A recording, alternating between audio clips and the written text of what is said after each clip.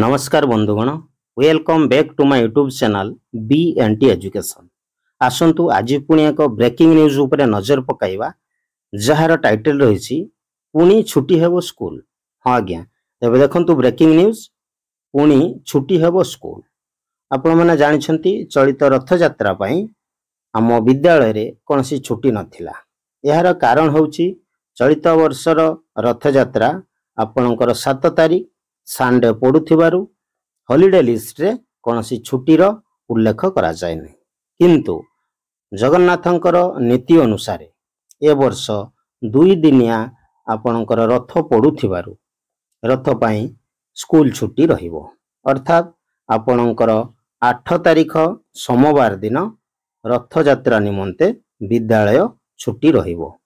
रथ यात्रा पई 2 दिन छुट्टी घोषणा करले मुख्यमंत्री। रथ यात्रा 2 दिन पर्यंत चलिबाकु थिबारु छुट्टी घोषणा पुरी रे एक समीक्षा बैठक रे घोषणा करले मुख्यमंत्री। छुट्टी नै विधिबद्ध विज्ञप्ति प्रकाश करिबाकु अधिकारी मानकु निर्देश दिया जायछि। तेणु निश्चित भाव में 8 तारीख स्कूल छुट्टी रहिबो।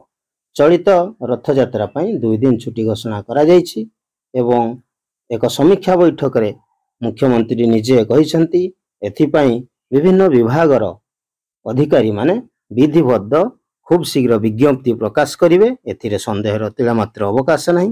दीर्घ समय धरी आपण माने ए ब्रेकिंग न्यूज सहित जड़ित थिबारु आपण मानकु बहुत बहुत धन्यवाद।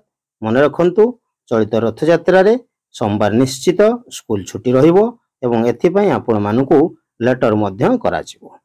धन्यवाद। जय जगन्नाथ। पुणी देखा अन्य एक वीडियो रे, सेतेबेले पर्यंत विदाय।